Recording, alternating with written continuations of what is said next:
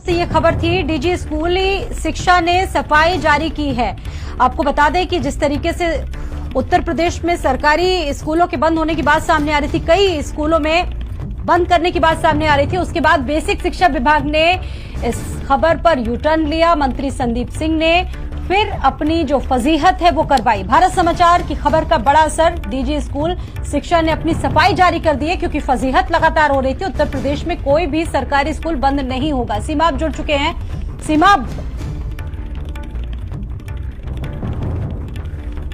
अब ये सफाई जारी की गई है और कहा है कि कोई भी सरकारी स्कूल बंद नहीं होगा, इसको कैसे समझे?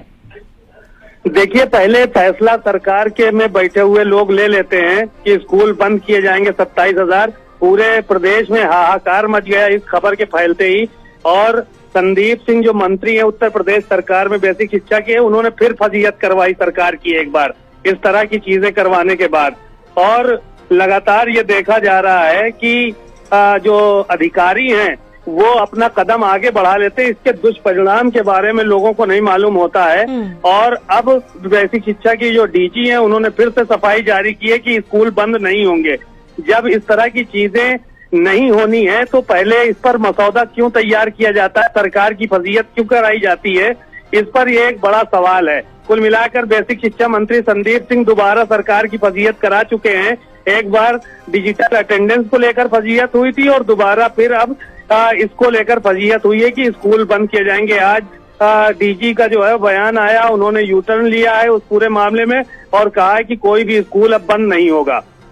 बिल्कुल, ये बहुत बड़ी देखिए जानकारी, और चारों तरफ इस बात को लेकर जो विपक्षी पार्टियां थे वो पहले से ही हमलावर थे और और कहा जा सकता है कि आलोचना भी हो रही थी। एक तरह से कहा जा सकता है कि काफी ज्यादा आलोचना हुई, उसके बाद ये यू टर्न लिया गया इस मामले में, इस फैसले पर। देखिए, जाहिर है कि विपक्ष पूरी तरह से हमलावर हो गया है। कहा कि सरकार जो है वो कुछ कर तो रही नहीं है, स्कूल बंद कर रही है। 50 बच्चे जिस स्कूल में 50 से कम है उनको बंद करने की बात सामने आ रही थी, तो कहा कि जब बच्चे अपने खुद के गांव में पढ़ने के लिए नहीं आ रहे तो दूसरे गांव क्या पढ़ने के लिए जाएंगे। तो ये बहुत सारे सवाल खड़े हो रहे थे।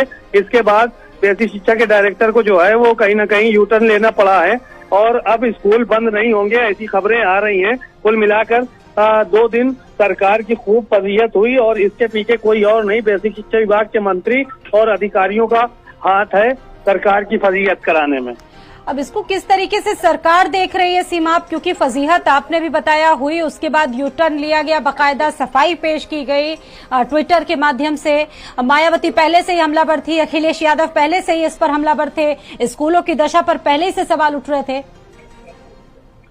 देखिए, जाहिर है कि जो विपक्ष के लोग हैं उनका साफ तौर पर यही कहना है कि सरकार को अगर कोई काम करना है तो बेसिक शिक्षा के जो स्कूल हैं उनको बढ़ावा देने का काम करना चाहिए, उनको बेहतर बनाने का काम करना चाहिए, जिससे कि बच्चों का भविष्य उज्जवल हो सके। स्कूल बंद करना कोई समाधान नहीं है। शायद यही वजह है कि पूरा विपक्ष विरोध में इस मामले को लेकर उतर आया था और उत्तर प्रदेश सरकार के जो अधिकारी हैं और जो मंत्री हैं उनको यू टर्न लेना पड़ा और बेसिक शिक्षा पे सफाई देनी पड़ी कि स्कूल कोई भी बंद नहीं किए जाएंगे।